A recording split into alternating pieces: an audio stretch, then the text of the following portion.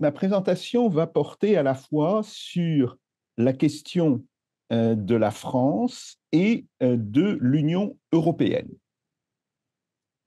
Et de fait, l'Union européenne est actuellement en quasi-récession. Alors, techniquement, ce n'est pas encore une récession, puisque la croissance est toujours positive.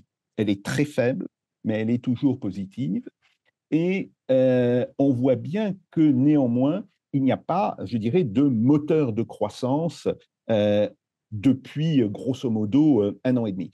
Alors, c'est en particulier vrai pour la consommation des ménages, mais c'est aussi vrai pour l'investissement et c'est évidemment le résultat d'une forte hausse des prix que nous avons connue depuis le milieu de l'année 2021, mais qui évidemment est devenue beaucoup plus forte à partir de 2022 avec le changement de situation géopolitique. Autre point assez inquiétant, c'est le fait que les exportations ont commencé à se réduire et que l'investissement public et privé est en train de baisser. Alors, il reste, et ça c'est un point important, très volatile en fonction des États. Par rapport à ça, si on regarde la situation de la France constitue probablement une exception. Constitue une exception dans le sens où elle a maintenu une croissance relativement forte, mais on peut aujourd'hui se demander si la France n'est pas en sursis et si la situation que nous avons eue en 2023, enfin depuis la fin 2022 et 2023, va réellement continuer.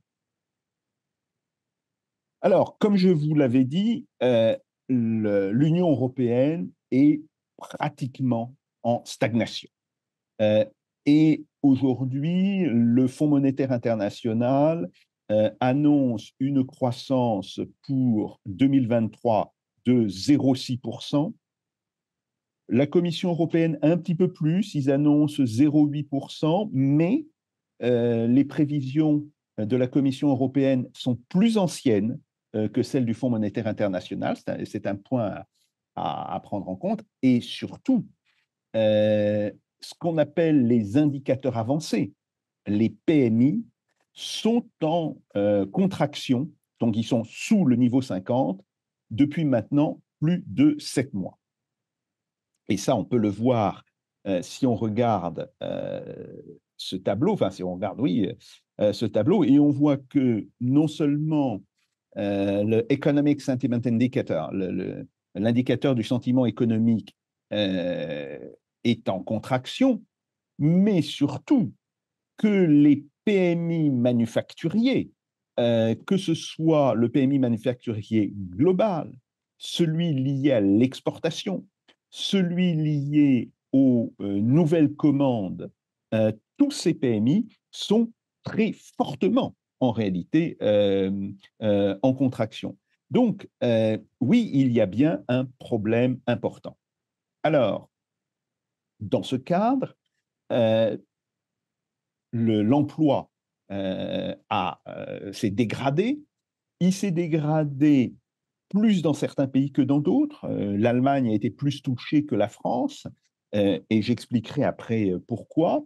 Mais très clairement, dans la zone euro, l'emploi s'est stabilisé à un niveau historiquement bas. Et surtout, point important, le taux de chômage des jeunes, c'est-à-dire des moins de 25 ans, a fortement augmenté. Il a pris un point, montant à 14,9% en octobre.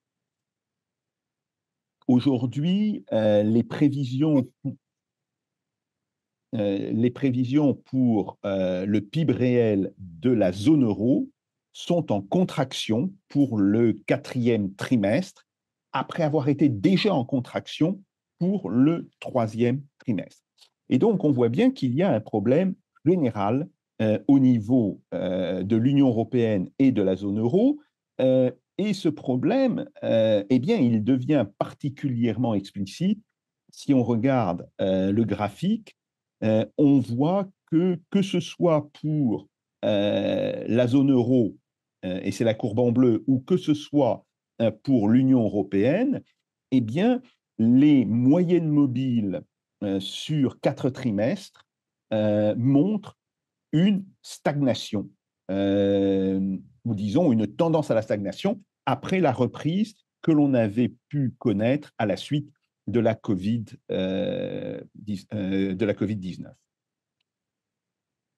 Si je reprends maintenant les pays, alors, pour l'Allemagne, il est très clair que l'Allemagne est aujourd'hui l'homme malade de l'Europe, hein. Vous connaissez cette expression historique qui a été appliquée fin du 19e, début du 20e siècle à la Turquie. Donc oui, l'Allemagne aujourd'hui est l'homme malade de l'Europe avec une situation qui se détériore, en particulier dans l'industrie, et ça c'est un point extrêmement important quand on connaît le poids de l'industrie dans le PIB allemand. Et cette détérioration, elle semble venir tout d'abord de la demande des ménages. La demande des ménages s'est contractée en octobre. Après s'être contractée pendant toute une série de trimestres, l'indicateur de la volonté d'acheter des ménages reste très bas. Et donc, on voit qu'il y a grosso modo une forme de ralentissement et plus de récession dans l'activité économique allemande qui est très puissant. Il n'y a que le secteur des services qui est plus ou moins, je dirais, sauvé un petit peu l'Allemagne, ou qui est réduit le problème de l'Allemagne. Et on voit ici que l'Allemagne est descendue sous le niveau maximum qu'elle avait connu à la suite de la Covid au troisième trimestre 2022. Et on voit qu'on est maintenant assez significativement en dessous de ce niveau. Les problèmes de l'Allemagne peuvent être attribués, je dirais, à plusieurs facteurs. Alors, tout d'abord, il y a, à l'évidence, l'impact des prix de l'énergie sur les activités industrielles et plus globalement sur le modèle économique allemand. Il faut ici rappeler que l'Allemagne se caractérise dès la fin du 19e siècle par un accès à une énergie bon marché. Alors, ça a d'abord été le charbon, évidemment, fin du 19e siècle et pendant toute la première moitié du 20e siècle, ce qui explique d'ailleurs le commerce particulier qui existait entre la France et l'Allemagne. On pouvait être en mauvais termes géopolitiques et en termes commerciaux pas mauvais à la veille de la guerre de 14. Hein. Je rappelle que l'Allemagne était le premier client de la France et la France était le premier client de l'Allemagne. Pourquoi? Eh bien parce que l'Allemagne vendait de l'énergie à la France sous la forme de charbon et que la France vendait du minerai de fer à l'Allemagne. Et cela avait constitué, je dirais, déjà une forme de commerce important, bon, qui n'a pas du tout empêché la Première Guerre mondiale, comme on le sait, mais qui néanmoins était important. Alors, ce modèle allemand continue dans la deuxième moitié du XXe siècle et le début du XXIe siècle, essentiellement du fait des accords qui lient l'Allemagne à la Russie et qui donnent un accès bon marché au gaz russe et au pétrole russe. Le problème, c'est qu'avec les sanctions, ces accords ont été révoqués. Et qu'est-ce que ça veut dire? Ben, ça veut dire que 3 secteurs industriels, aujourd'hui, sont littéralement en crise. La métallurgie, évidemment, la métallurgie est un énorme utilisateur d'énergie. L'industrie chimique, qui consomme beaucoup d'énergie, mais qui utilise aussi le gaz et le pétrole comme matière première, et la construction automobile. Donc, d'une certaine manière, les trois secteurs clés de l'industrie allemande sont aujourd'hui en crise. Et plus globalement, on voit que c'est le modèle de l'Allemagne industrielle qui est en crise, dans le fait que depuis un an, on voit se multiplier les projets de délocalisation de l'industrie vers les États-Unis. Alors, l'industrie chimique, Bayer, il y a toute une série de groupes allemands très puissants dans l'industrie chimique qui commencent une stratégie de délocalisation hors d'Allemagne pour aller vers les États-Unis, mais aussi la métallurgie. Et le plus important, c'est la construction automobile. Et on voit très bien que dans la construction automobile, il y a le risque que l'Allemagne perde entre un tiers et la moitié des emplois de ce secteur. Par ailleurs, l'Allemagne n'est plus cette grande puissance exportatrice qu'elle avait été depuis une trentaine, voire une quarantaine d'années. Les exportations, que ce soit vis-à-vis des autres pays de l'Union européenne ou vis-à-vis du reste du monde, sont en train de se réduire. Alors, bien sûr, la balance commerciale reste positive. Je rappelle que en 2019, la balance commerciale de l'Allemagne indiquait un excédent qui était égal à 8% du PIB.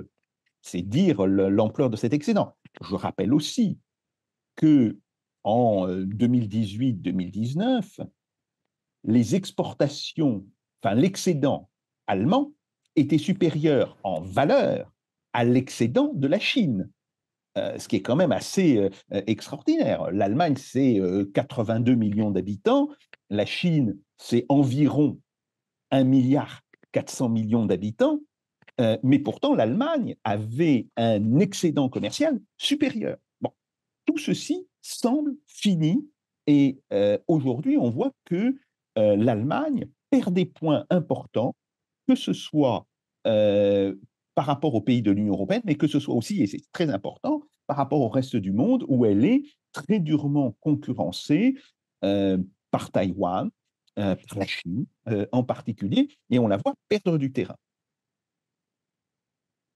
Troisième point, eh bien, c'est la consommation des ménages. Et la consommation des ménages est un point très faible en Allemagne pour une raison simple, c'est que le gouvernement a choisi de protéger ses entreprises bien plus que ses ménages. Ce qui fait que les ménages ont été très durement affectés par la poussée inflationniste de mi-2021 jusqu'à aujourd'hui. Et évidemment, étant très affectés sur la perte de pouvoir d'achat a été importante pour les ménages allemands, ils ont réduit leur consommation. Et quand on réduit sa consommation, on ne garde que l'essentiel, c'est-à-dire le logement et l'alimentation.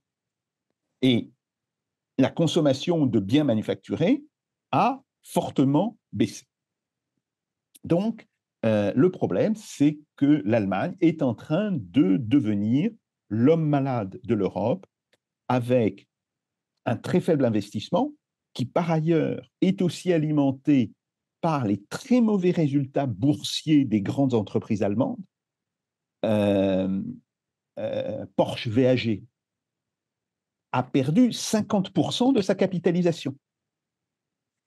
Bayer a perdu environ 30%.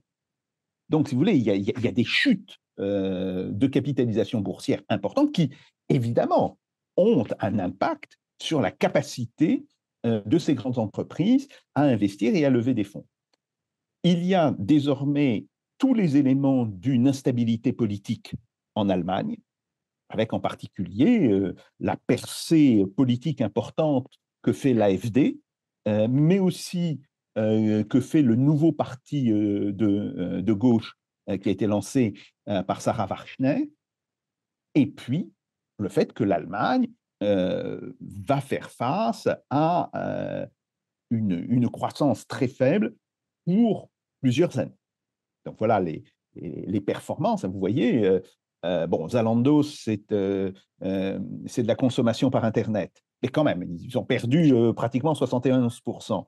Vous voyez que Porsche a perdu 50%.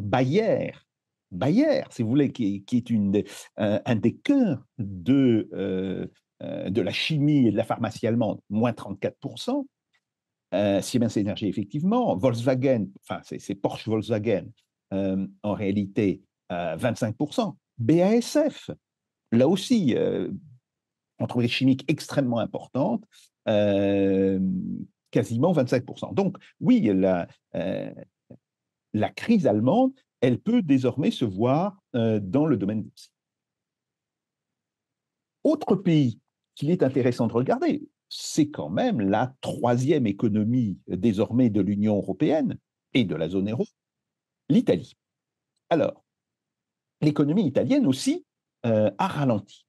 Et après une contraction de moins 0,4% au deuxième trimestre, bon, elle semble un petit peu se stabiliser au troisième et au quatrième trimestre. Mais il faut toujours se souvenir que l'économie italienne a subi depuis 2008 une stagnation quasiment complète. Et que donc, les petits signes de reprise que l'on avait eus en Italie fin 2022 et début 2023 étaient plus une réaction à cette très longue période de stagnation, si vous voulez. Et le revenu par tête italien a fortement baissé de 2008 à 2019. Et c'était plus lié à cela qu'à une réelle reprise.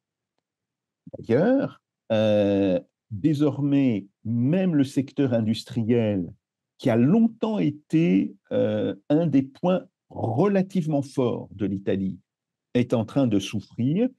La PMI de l'industrie est à 44,5, donc on voit bien, elle est sensiblement inférieure à 50, et le niveau pour les nouvelles commandes est aussi assez fortement en baisse.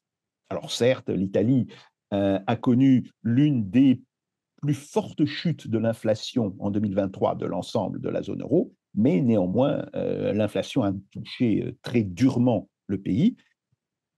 Et on peut estimer que, eh bien, on va être aussi dans, non pas une forme de récession comme en Allemagne, mais une forme de stagnation. Ce qui est par ailleurs inquiétant pour l'Italie, c'est le fait que l'industrie italienne est très liée à l'industrie allemande désormais. Et là, on voit bien que si l'Allemagne se contracte, l'Italie, à un moment donné, devra se contracter. Et vous voyez là sur le graphique l'évolution en données trimestrielles de l'Allemagne, de la France, de l'Italie. Alors oui, bien sûr, l'Italie est le pays qui s'en sort le mieux pour la période récente. Enfin, il est quand même en stagnation et on voit bien la chute, là, disons, le début de récession assez net pour l'Allemagne. Donc, ce qui est aujourd'hui très frappant, c'est que pour l'ensemble de l'Union européenne, nous sommes dans une situation de stagnation. Que cette stagnation est très liée à la crise de l'énergie et à l'inflation, que cette inflation, par ailleurs, est une inflation qui est beaucoup plus, je dirais, tirée par les coûts que poussée par la demande. Et ça, c'est très clair. Et ce qui explique le fait que la politique de la Banque centrale européenne n'est que partiellement efficace, évidemment, cette inflation a pour résultat une chute du pouvoir d'achat et donc une très faible demande des ménages. Alors, il est vrai que certains pays ont mieux résisté que d'autres. C'est le cas de l'Italie, c'est le cas de la France qu'on va étudier là. Mais les facteurs de résistance économique dans l'Union européenne sont probablement trop faibles pour, je dirais, faire sortir l'Union européenne de la zone troublée dans laquelle elle est en train de surnager actuellement. Et l'année qui vient est probablement encore une année de faible croissance. Le Fonds monétaire international a déjà réduit sa perspective de croissance pour l'Union européenne. Il était à 1,4% en octobre de l'année dernière, de 2023. Dans sa mise à jour qu'il a faite fin janvier, on est déjà descendu à 1%. Donc c'est une correction qui n'est pas du tout négligeable. Et il est, je dirais, assez probable que l'on aura une nouvelle correction de l'ordre de 0,3 à 0,4% en moins qui surviendra dans le cours de l'année. Alors, ayant décrit ainsi la situation européenne, je voudrais maintenant parler de la France. Et on a le sentiment, je ne sais pas si vous vous rappelez de la présentation que j'avais faite dans les précédentes sessions, où je disais que la France vivait un paradoxe. Le fait justement de maintenir une croissance non négligeable, alors que tous les indicateurs pointaient sur une détérioration importante de la situation économique. Eh bien, ce paradoxe, il me semble en tous les cas, est en train de prendre fin et la France qui vivait en sursis, et on peut dire qu'il vivait à crédit aussi, mais c'est un autre problème, mais qui était en sursis jusqu'à ces derniers mois, est en train d'entrer dans une période de très fort ralentissement économique, voire possiblement de récession. On le voit parce que désormais, les indices avancés, les indicateurs avancés, comme les PMI, sont très mauvaises. On est tombé en décembre à 43,7 pour la PMI, on était à 44,6 en novembre. On voit que c'est très faible.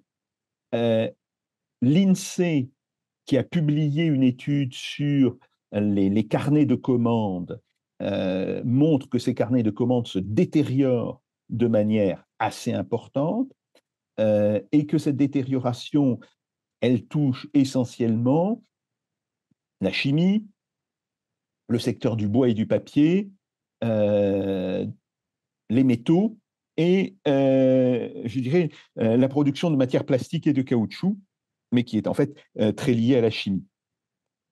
Donc, ce qui fait penser aujourd'hui que le mouvement d'investissement qui était réel pendant la première moitié, voire le troisième trimestre de l'année 2023, pourrait, je dirais, s'arrêter, voire s'inverser, ce qui est déjà le cas dans la construction, où on voit une baisse de l'investissement non négligeable.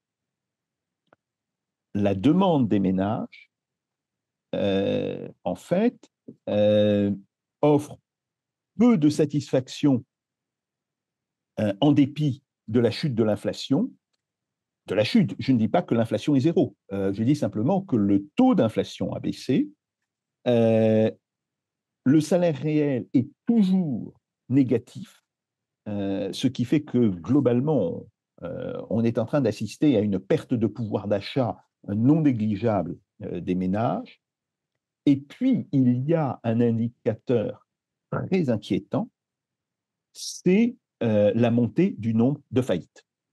Et ça, que ce soit dans les statistiques de la Banque de France, que ce soit dans les statistiques de l'INSEE, on voit que le nombre de faillites pour le dernier trimestre est en train de monter au même niveau de ce qu'il était au pire de la période 2009-2015. Et ça, c'est un véritable problème. Alors, dans cette situation qui apparaît comme une situation assez dégradée, il y a un secteur qui reste relativement positif, eh bien, c'était le marché du travail. Parce qu'on assistait à une réduction du chômage avec un nombre de nouveaux emplois, un nombre net de nouveaux emplois créés non négligeable, mais cette bonne situation de l'emploi traduisait plus la baisse de productivité dans l'économie et dans l'industrie qu'elle ne traduisait en réalité, je dirais, une expansion de l'économie. Et là, si vous voulez, si on veut regarder les perspectives de croissance, alors, le troisième trimestre était déjà en négatif. Les estimations sur le quatrième trimestre sont nulles. Si vous voulez, on va être en stagnation. Et les estimations pour 2024 ne sont pas du tout bonnes. Donc, si on reprend, on a une forte croissance en 2022, 2,5. On a une chute de la croissance non négligeable en 2023, d'après les estimations. Je répète qu'il s'agit là de chiffres qui sont estimés par l'INSEE. Et pour 2024, ce qui est prévu est une réduction encore plus du taux de croissance. Alors, 0,6%, est-ce qu'on le tiendra? Est-ce qu'on sera peut-être encore plus bas? C'est une véritable question.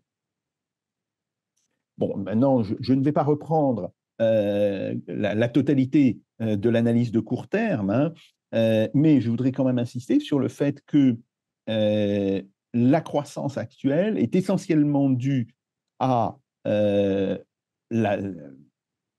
demande domestique, mais très liée aux dépenses de fin d'année et à l'investissement, mais qu'on voit très bien que sur l'ensemble des autres secteurs, en particulier sur la formation brute de capital fixe, sur l'investissement, excusez-moi, je reprends la terminologie de l'INSEE, formation brute de capital fixe, après une croissance assez importante dans la première moitié de l'année, on voit aujourd'hui une forme de plafond.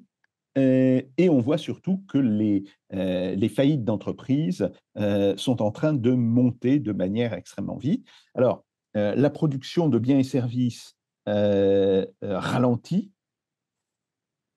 Un petit bémol, les résultats de décembre, en apparence, sont bons, puisqu'on est à plus 1,2% en décembre.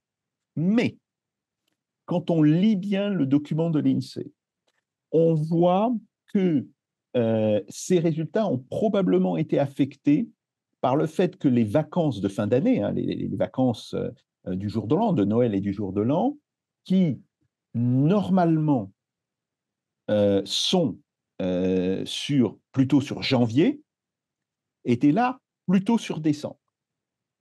Et donc, l'INSEE a recalculé et est en train d'ailleurs de continuer ce calcul et pense qu'une partie de ces plus 1,2% n'a pas été produite en décembre, mais a été produite en janvier. Donc, attention, il est probable que l'on aura des rectifications de calcul faites par l'INSEE et que le résultat de décembre, qui est traditionnellement bon par ailleurs, puisque c'est le moment où les ménages font le plus de dépenses, que le résultat de décembre sera inférieur à ce qui est aujourd'hui annoncé. Donc voilà, là, le graphique sur le PIB et l'investissement, on voit là, donc noir, c'est le PIB, et on voit l'investissement, et on voit que c'est globalement l'investissement des entreprises non financières qui a porté la hausse de l'investissement, ainsi que l'investissement des administrations publiques. L'investissement des ménages est en baisse depuis le deuxième trimestre de 2022. Et ça, c'est quelque chose d'assez inquiétant.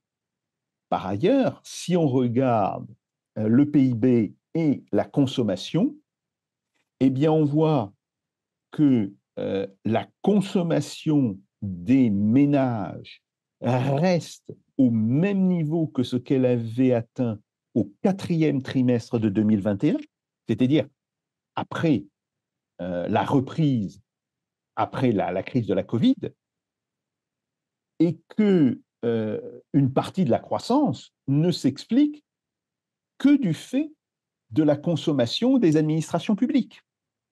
Et on le voit bien, la consommation des administrations publiques. Alors, je vais traduire ça en termes plus simples. C'est quoi? C'est essentiellement les dépenses sociales de l'État. C'est essentiellement les dépenses sociales de l'État. C'est elle qui a permis à la croissance de la France de se maintenir en 2023.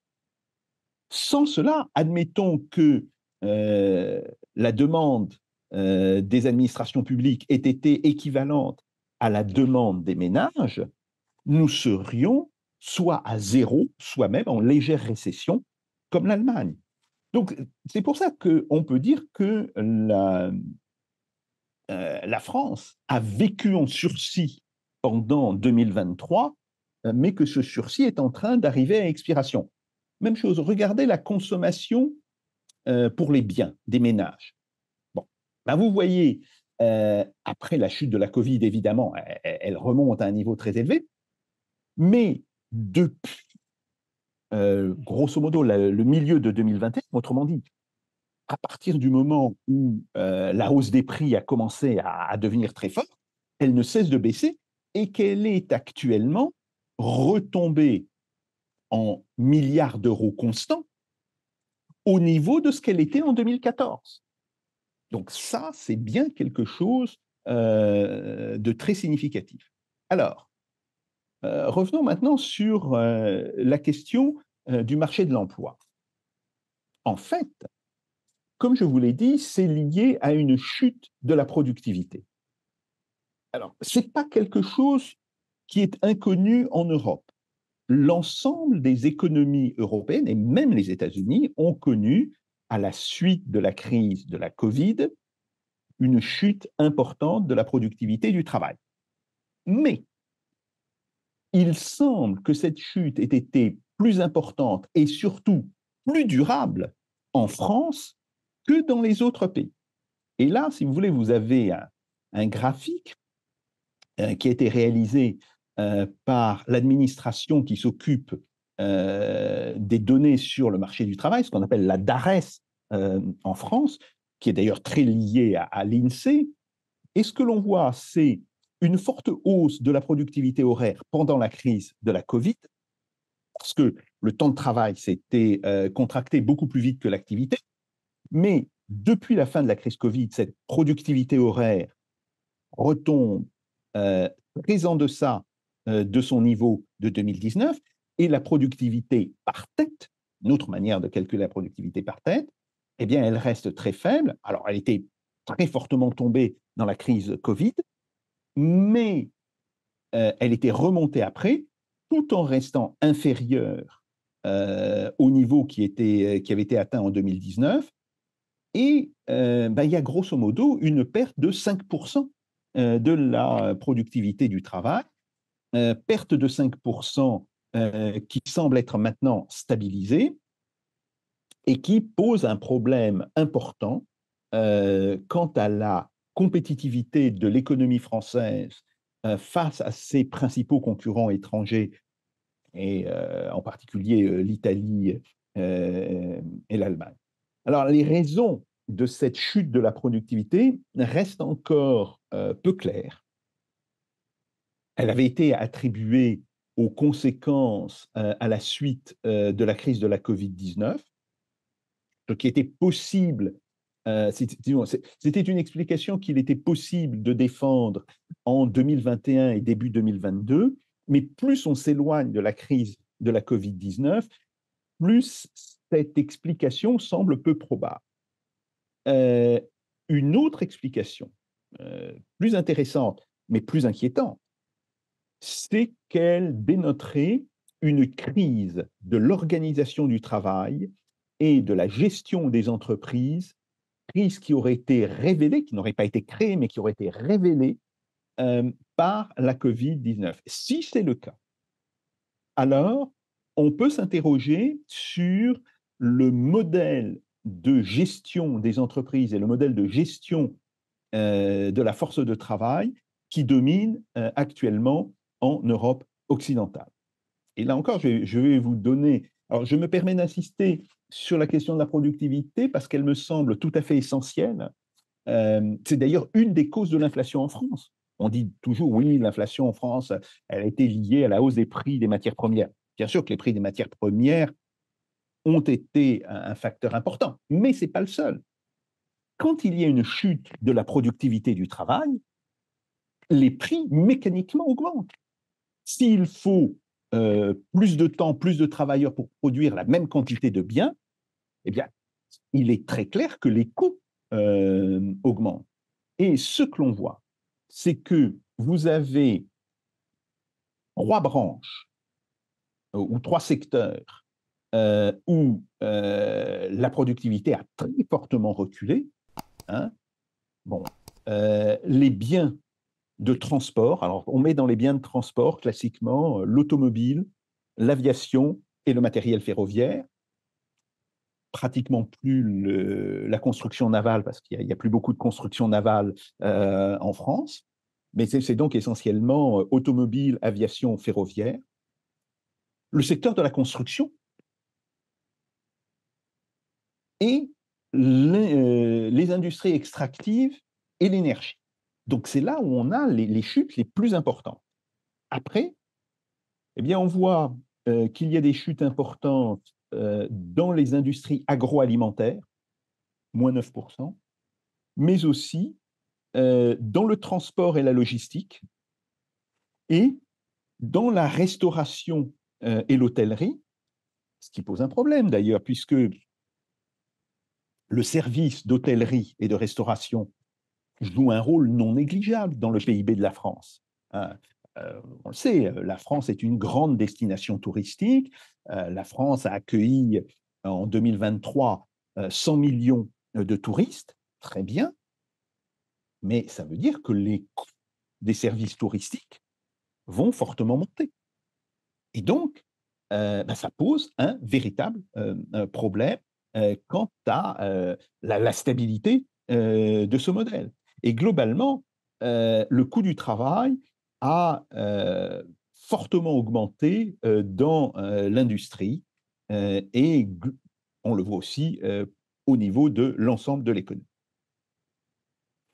Alors, sur ce graphique, je montre la tendance à l'évolution de l'accroissement du coût du travail. Hein, et on voit que le coût du travail qui avait baissé, enfin disons, dont le rythme d'accroissement était quasiment nul, ce qui pour la France était un certain exploit. De grosso modo 2013 à 2015, a recommencé à augmenter après. Bien sûr, il a baissé pendant la crise de la Covid et la récupération de la crise de la Covid. Bon, là, on est dans une situation assez particulière, mais dès que l'on sort de la crise de la Covid et que l'on regarde en particulier les moyennes mobiles sur 5 trimestres, eh bien, on voit que on est face à nouveau une tendance à la forte hausse du coût du travail, Et comme nous sommes dans une situation de change fixe, puisque la France est dans l'euro, et que donc elle ne peut pas dévaluer sa propre monnaie, eh bien, ça va avoir des conséquences assez importantes. Donc, pour résumer, la crise de la productivité du travail explique très probablement les mauvais résultats du commerce extérieur qui sont en train de se dégrader de manière extrêmement importante et la baisse, disons, l'ampleur du déficit, plus précisément, de la balance commerciale qui se voit dès 2021, mais qui a certainement été aggravée par la situation géopolitique et la question des sanctions. Et ce que l'on constate aussi, et là, c'est une étude qui a été faite par un collègue de l'Office français des conjonctures économiques, hein, de l'OFCE, c'est le centre de recherche de l'Institut d'études politiques de Paris, Éric Heyer, et il a fait une étude assez complète sur le lien qu'il y avait entre les gains à un moment donné d'emploi et un indicateur de l'aide de l'État aux entreprises, hein, ce qu'il appelle le Business Aid Indicator. Et ce qu'il montre, c'est que l'élasticité de l'accroissement de l'emploi aux aides de l'État données aux entreprises est très forte. Autrement dit, ce qu'il dit implicitement dans son étude, c'est que une grosse partie de l'accroissement de l'emploi et de la réduction du taux de chômage que la France a connu depuis 18 mois à 2 ans s'explique essentiellement par les aides d'État au secteur privé, mais que si on retire ces aides d'État, la situation aurait été très dégradée.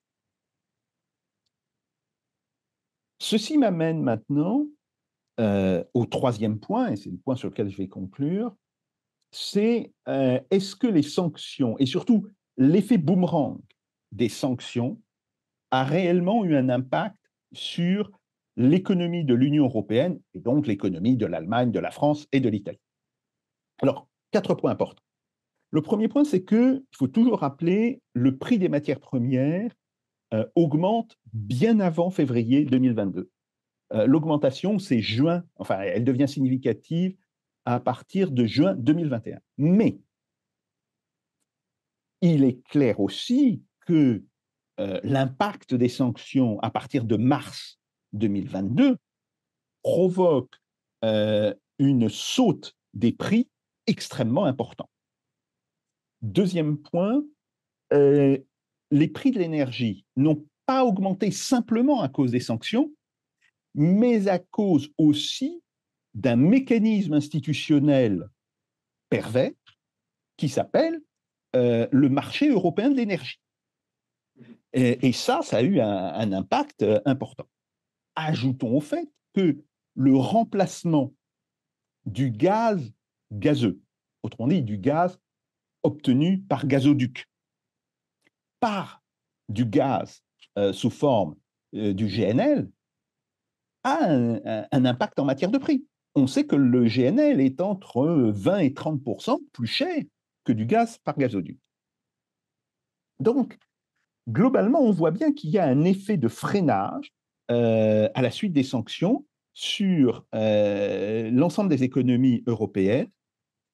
Alors, même si il est assez difficile de déterminer ce qui pourrait être attribué complètement à un effet boomerang et ce qui doit être attribué à des effets endogènes, comme par exemple la chute de la productivité de la France, dont on voit qu'elle commence à travers la crise de la Covid. Néanmoins, je voudrais vous montrer ici quelques petites choses. L'ampleur du décrochage de la croissance. Alors, vous voyez, par exemple, pour l'Union européenne, la ligne bleu sombre, c'était ce qui était prévu en 2021 comme taux de croissance. Et la ligne bleu clair, ce qui était réalisé et ce qui est désormais prévu en janvier 2024. Même chose pour l'Allemagne, où l'écart est encore plus important, hein. Vous voyez, les prévisions de 2021 pour l'Allemagne étaient quand même relativement élevées. Les prévisions en 2024 sont très faibles, mais aussi pour la France. Alors, tout ceci m'a amené à faire quelques petits calculs en comparant les taux de croissance euh, tels qu'ils étaient estimés fin 2021, début 2022, à la fois pour la Russie, l'Union européenne, la France et l'Allemagne, et les nouvelles estimations, avec les résultats bien sûr, qui ont été présentés par le Fonds monétaire international, mais aussi, par exemple, par vos prévisions, hein, chers collègues de l'Institut de prévision économique, et donc où on en est en 2024. Alors qu'est-ce qu'on voit? Mais on voit que pour la Russie, nous avons un décrochage, probablement dû aux sanctions, qui va de moins 4,2% à moins 3%. Et je pense que le chiffre de moins 3% globalement hein, sur la période 2022-2024 est le plus sûr. Mais que ça correspond complètement à ce que l'on a connu dans l'Union européenne, à ce que l'on connaît en France. Par contre, l'Allemagne, elle a quasiment le double, si vous voulez. On est à moins 5,7%. Donc on voit bien que le choc des sanctions a été aussi violent en Russie que dans l'Union européenne, mais dans l'Union européenne, il y a un pays qui a accumulé de très grosses pertes, c'est évidemment l'Allemagne. Deuxième point, et là, si vous voulez, je vais tout de suite passer au même tableau, c'est quand on estime les pertes de richesse. Alors, les pertes de richesse, c'est les pertes de PIB potentiel. Autrement dit, en calculant qu'est-ce qu'aurait été le PIB potentiel pour l'année 2022, 2023, 2024, et qu'est-ce que a été le PIB réel en 2022 et le PIB qu'on peut estimer pour 2023 et 2024. Bon.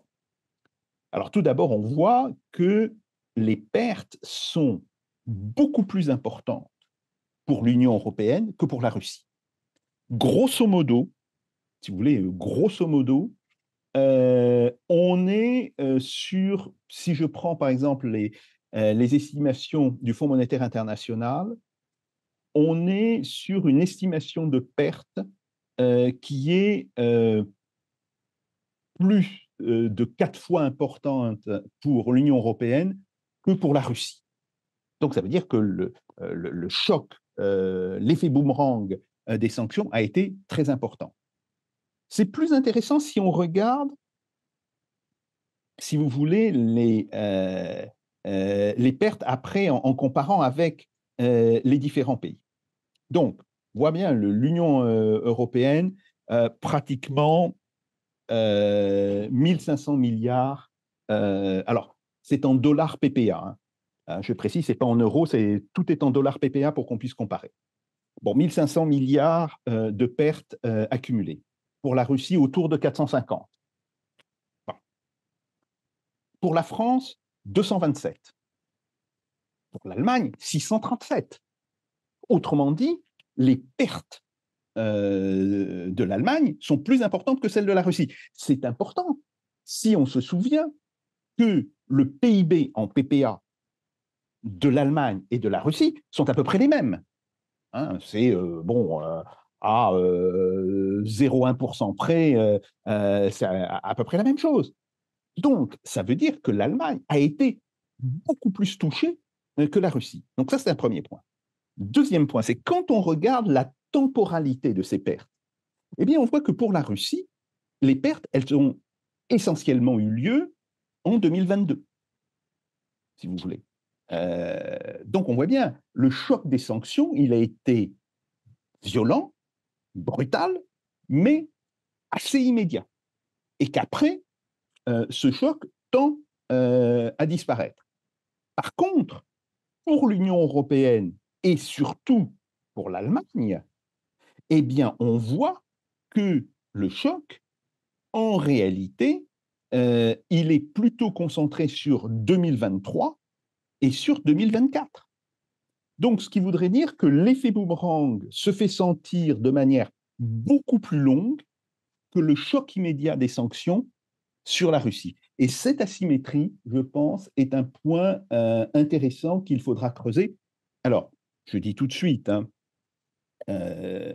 mais ces chiffres n'ont pas la vocation à être les chiffres définitifs, ni même des chiffres qui soient fondés sur un modèle particulièrement précis. C'est beaucoup plus une tentative d'estimation. Et on a un collègue qui travaille, enfin, qui partage avec nous ses travaux, Monsieur Morad Bali, qui est d'ailleurs un de mes anciens étudiants, qui est maintenant aux États-Unis, qui a fait une étude, par contre, très poussée sur le choc des sanctions de 2014-2015 et qui va probablement la continuer sur les sanctions actuelles. Il sera en mesure, d'ici un an ou deux, de fournir des résultats plus précis. Mais déjà, ce que l'on peut dire, c'est, le choc des sanctions sur l'Union européenne a été très important. Donc, le choc en retour des sanctions, ce qu'on appelle l'effet boomerang, est plus important évidemment sur l'Allemagne que sur la France ou que sur l'Italie. Et le deuxième point, c'est que autant ce choc a été essentiellement concentré sur 2022 pour la Russie, il s'étend beaucoup plus sur 2023 et sur 2024 en ce qui concerne les pays de l'Union européenne. Voilà, je vous remercie.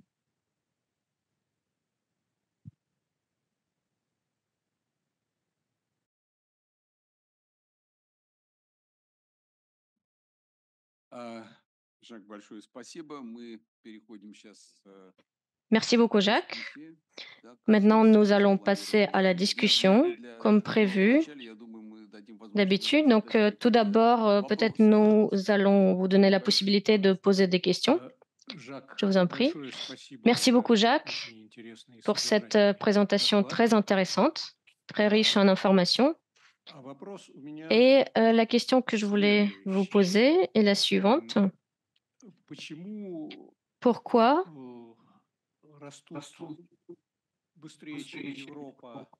on constate une croissance plus rapide de la Chine, de l'Inde, plus qu'en Europe et même en Russie? Ça, on le comprend bien. Nous voyons que ces systèmes économiques sont différents et que ce sont des mécanismes économiques différents. Mais quand on voit une croissance aux États-Unis qui est plus rapide qu'en Europe, alors que les systèmes économiques dans ce cas-là sont assez proches, on va dire, comment vous pourriez expliquer cette croissance économique plus rapide des États-Unis par rapport aux pays de l'Union européenne? Merci. Alors, en ce qui concerne l'Inde et la Chine, il est très clair qu'aujourd'hui, ce sont les pays qui portent la croissance mondiale. Alors, la Chine, par un effet de masse, même si le taux de croissance de la Chine diminue, il reste supérieur à 4%, et compte tenu de la masse de l'économie chinoise dans l'économie mondiale, c'est assez logique qu'elle tire la croissance. L'Inde, c'est plus intéressant. L'Inde semble avoir capitalisé sur les effets de la planification économique indicative qui fonctionnait en Inde jusqu'au début des années 2000, qui a permis à l'Inde de se doter d'un système d'infrastructure et de développer des branches industrielles relativement avancées. Et aujourd'hui, on voit bien que c'est en train de donner des résultats importants. Bon, ça, pour l'Inde et la Chine, c'est assez clair. Alors, pour les États-Unis bénéficient d'un coût de l'énergie qui est de 30 à 40% plus faible qu'en Europe. Et si vous voulez, rien que cela, déjà, ça explique très largement une différence de croissance entre les États-Unis et l'Union européenne. Et par ailleurs, les États-Unis ont été beaucoup moins touchés par l'effet boomerang des sanctions parce que leur commerce avec la Russie était très faible. Le commerce des États-Unis avec la Russie représentait autour de 5% des transactions commerciales. Avec l'Europe, ça représentait pratiquement 45%. Donc, c'est tout simplement ça le résultat. Et par ailleurs, je dois ajouter que les États-Unis appliquent des sanctions moins dures que la Russie.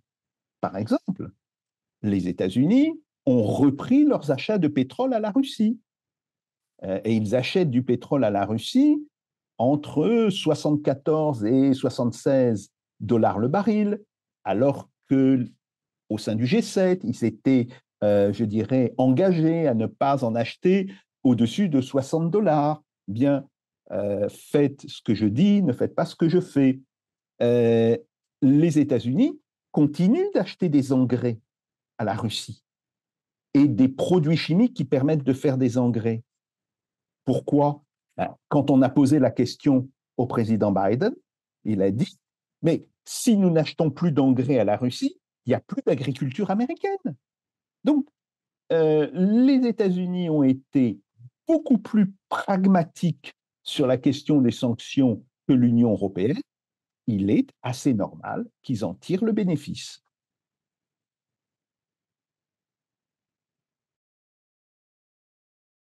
Спасибо, Жак. Я вижу, профессор Готовский, Александр Владиславович. Merci Jacques. Je vois que professeur Gotowski voudrait poser une question. Bonjour chers collègues. Je vous parle de Minsk et je voudrais poser une question pour développer cette thématique. Jacques, vous venez de dire que l'importation des ressources énergétiques pour l'Europe sont devenues beaucoup plus chères, mais le PIB, c'est un indicateur de valeur additionnée. Donc, si les ressources importées deviennent plus chères, cela réduit la valeur supplémentaire. Et donc, si on va calculer sur la base du PIB ou de cette valeur ajoutée, cela réduit les revenus et donc toutes les conséquences dont vous venez de parler. Alors, ce qui m'intéresse, c'est la chose suivante. Est-ce qu'il y a eu des recherches que vous auriez fait ou vos collègues où on aurait calculé combien de ressources qui sont devenues plus chères sont tombées en dehors du cycle de l'Europe, à quel point la réduction des indicateurs dont vous parlez, peut-être en pourcentage, si jamais il y a eu des recherches à ce sujet, à quel point cela a impacté les facteurs macroéconomiques. Merci. Alors, il est très clair, si on regarde l'industrie ou l'agriculture, c'est-à-dire les secteurs qui sont de gros consommateurs d'énergie, la chute de production correspond tout à fait à ce que vous dites, hein, puisque dans le PIB, on calcule la somme des valeurs ajoutées et on voit que la valeur ajoutée de l'industrie se réduit en Allemagne, en France, de manière importante. Mais dans le PIB global, on introduit aussi les services, ce qui n'est pas sans poser des problèmes, je dirais, méthodologiques importants. Par exemple, l'Union européenne a demandé à tous les instituts statistiques des pays membres d'inclure le trafic de stupéfiants et la prostitution dans le PIB. Et on sait que ça joue sur à peu près 0,1, 0,2% du PIB. Bon, voilà. Donc, et moi, j'ai toujours eu un problème par rapport à l'appui. Par exemple, qu'est-ce que c'est que la valeur ajoutée d'un professeur? Je ne pense pas qu'on puisse calculer ce qu'apporte un enseignant, ce qu'apporte l'éducation nationale à l'économie à travers le concept de valeur ajoutée. Bon, bref, c'est des problèmes sur lesquels je ne veux pas venir. Mais ce que l'on voit, c'est que sans le secteur des services, nous serions en recul de 4 à 5%. Donc oui, c'est tout à fait ce que vous dites. Et là, il suffit de regarder les calculs faits par l'INSEE. L'INSEE va probablement publier au mois de mars un calcul sur la valeur ajoutée par secteur, comme elle le fait tous les ans. Tous les ans, alors soit c'est fin mars, soit c'est début avril, bon, mais tous les ans, l'INSEE, qui est notre Eurostat, hein, c'est l'Eurostat français, publie ce genre de calcul, et on verra très, très fortement que la valeur ajoutée dans l'industrie, dans l'agriculture et dans la construction a reculé.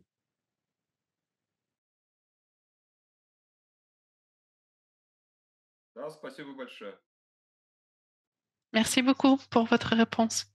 Monsieur Jacques, professeur Balkonski, пожалуйста. Professeur Bolkunski, vous voudrez poser une question? Merci beaucoup pour cette présentation très riche. J'ai une question qui porte plutôt sur, non pas sur l'économie, mais sur autre chose.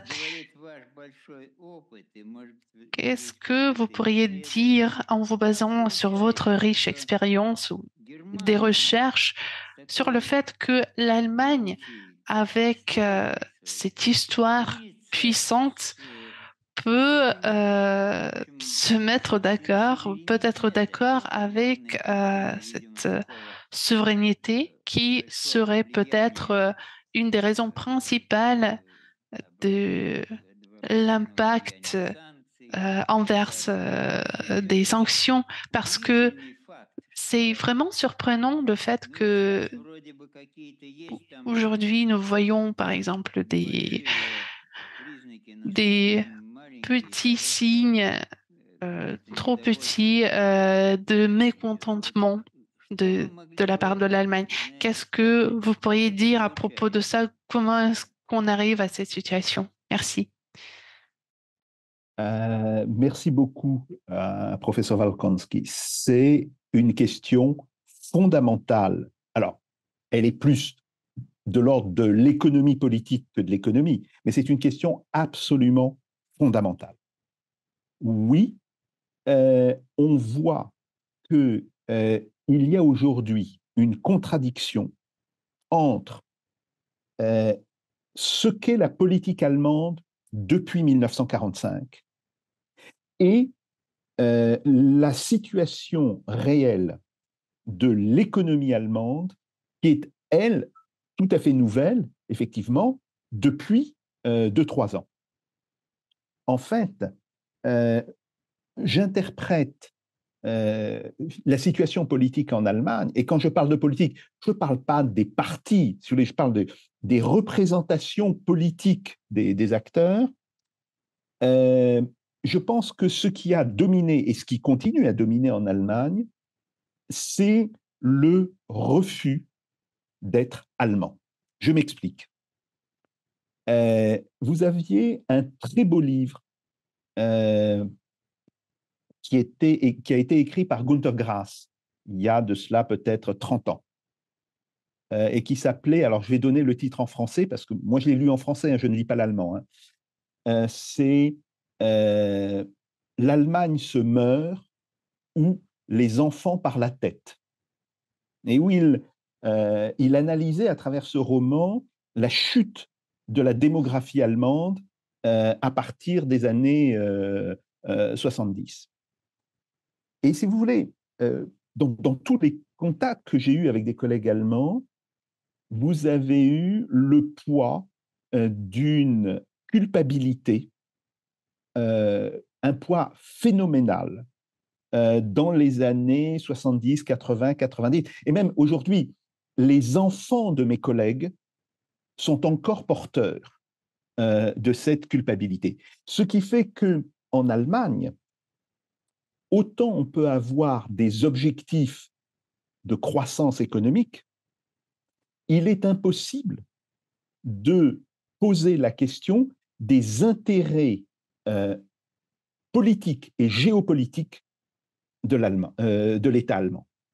Ça reste une forme d'interdit moral extrêmement important. Si vous voulez, j'ai des collègues de ma génération, c'est-à-dire des gens qui ont 70 ans, et qui étaient d'excellents économistes, et qui ont tout fait pour que leur carrière ne se déroule pas en Allemagne. Hein, si vous voulez, ils sont allés travailler dans les pays en voie de développement, ils sont allés travailler en France, beaucoup. Ils sont allés travailler à Bruxelles, dans l'Union européenne, tout plutôt que de travailler en Allemagne. Ça, c'est un problème psychologique fondamental. Ce qui fait que quand l'Allemagne se trouve prise dans la contradiction de dire oui, nous allons porter les sanctions, mais ces sanctions vont détruire notre économie. Alors on devrait refuser les sanctions. Eh bien, ils n'arrivent pas à prendre une position claire.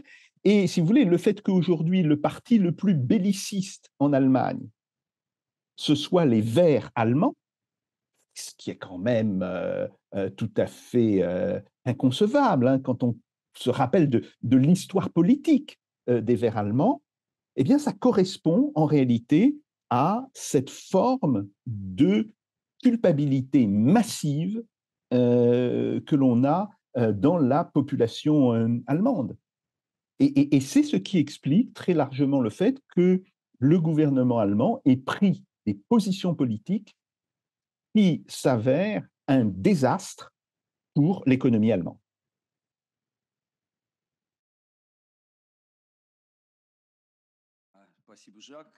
Merci beaucoup, Jacques.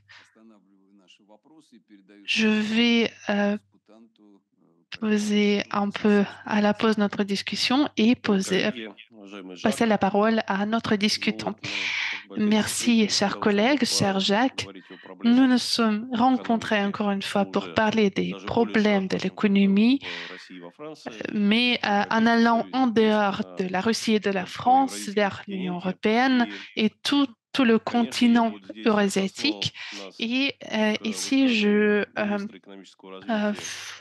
ferai la référence à la citation de Maxime Reshetnikov, qui est le ministre de l'économie de la Russie, qui, la semaine passée, a dit que les prévisions courantes du FMI et d'autres analystes occidentaux prouvent encore une fois que la plupart de nos collègues occidentaux comprennent très peu ce qui se passe en économie russe. Je pourrais dire que sous l'influence des événements qui se passent les 2 dernières années, les collègues russes aussi commencent à comprendre moins l'économie de l'Union européenne et de certains pays en particulier. Et par exemple en Allemagne, surtout.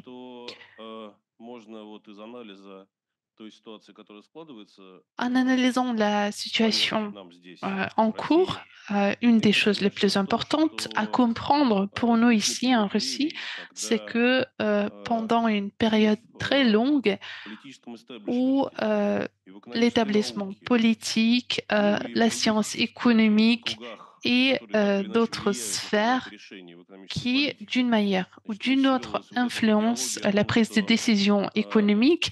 On a vu le croissement de cette idée, de cette pensée que si l'économie a atteint déjà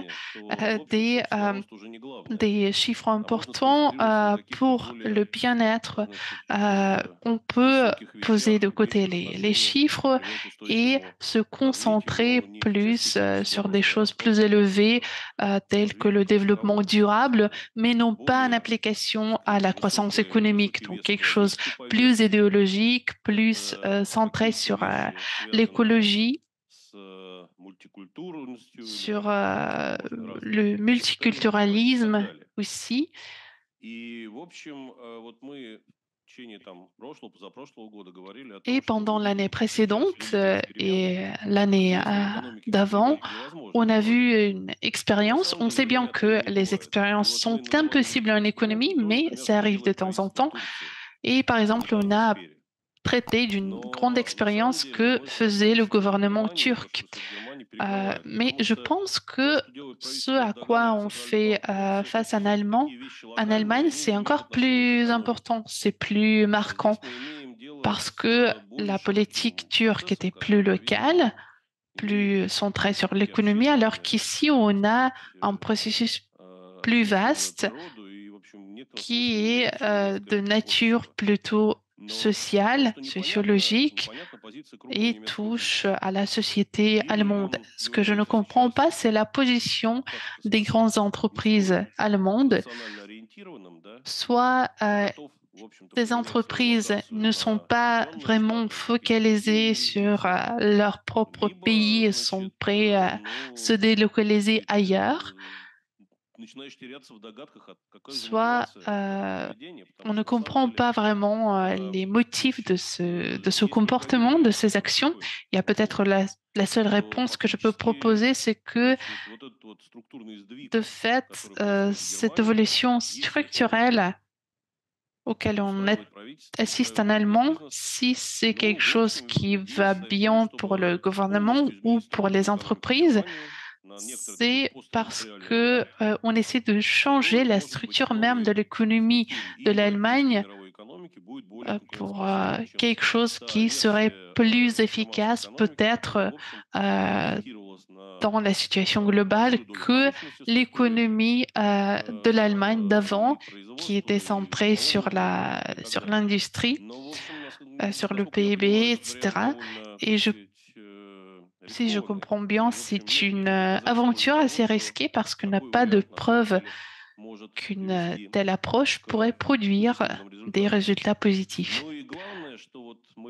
Et aussi, une des choses les plus importantes, c'est que l'évaluation des perspectives de l'économie globale qu'on a fait l'année passée et qu'on continue à faire cette année, si tout continue, si toutes les tendances restent en place, on verra le plus probablement le transfert des revenus des États européens vers les États-Unis, ce que va signifier que les États-Unis vont passer très facilement cette étape de fragmentation de l'économie globale. Ils vont préserver leur statut, statut d'un géant économique et politique. Ils vont préserver leur position sur le marché global, mais les Européens vont perdre leur position et la dépendance de l'Europe sur les États-Unis va peut-être être encore plus grande que ce que craignaient les analystes européens, parce que à l'heure actuelle, l'Union européenne dépend des États-Unis non seulement de point de vue financier et économique, mais aussi énergétique. Et voilà cette conversation selon laquelle on devait avoir plus de diversification, cela produit des résultats tout à fait contraires à la volonté initiale. Nous voyons deux pôles de pouvoir, c'est la Chine et les États-Unis. Et dans ces conditions, on a des vrais risques pour l'Union européenne de ne pas pouvoir sortir de ce piège structurel. Donc ici, je pense ce n'est pas vraiment une réponse à ce que disait Jacques, mais des questions supplémentaires. Si l'on regarde à la perspective de 5 ans, de 10 ans, les risques pour l'économie européenne sont, à mon avis, considérables, pas du tout négligeables. Et on comprend bien que les relations entre l'Europe et la Russie aujourd'hui sont assez limitées, mais on ne sait pas encore ce qu'on aura d'ici 10 ans et quelle sera la situation et la relation entre nous d'ici 10 ans, vu l'évolution de nos économies.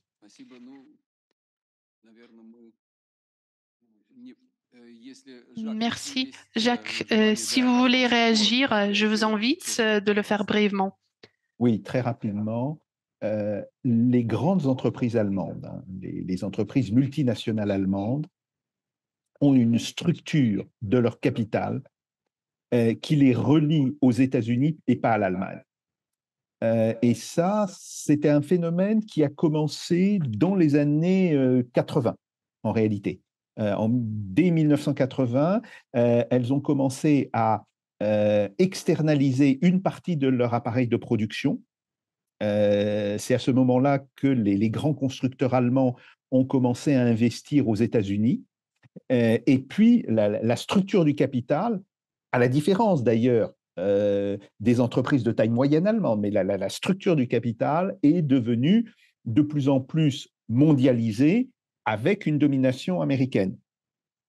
Nous sommes à Paris deux à avoir vu ça, parce que ça a été un des premiers travaux du laboratoire auquel on était rattachés, que Hélène et moi.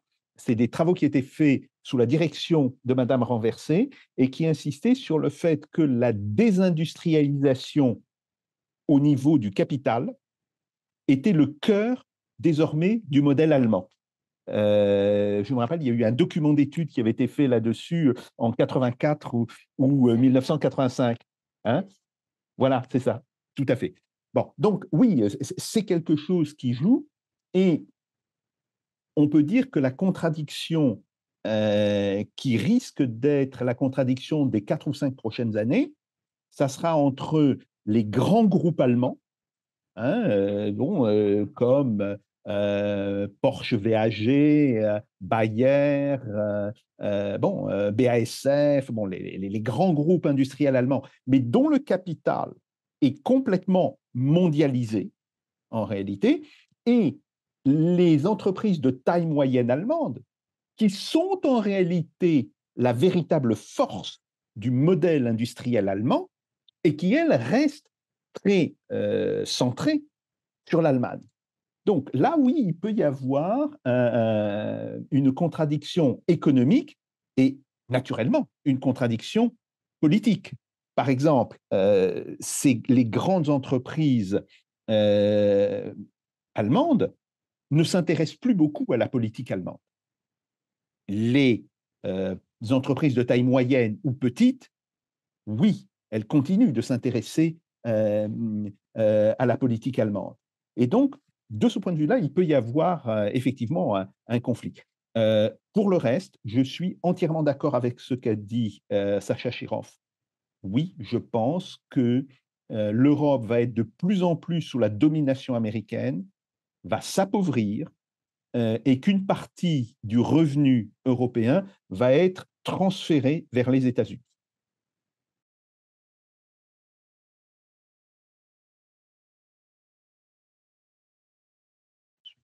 Merci beaucoup, Jacques.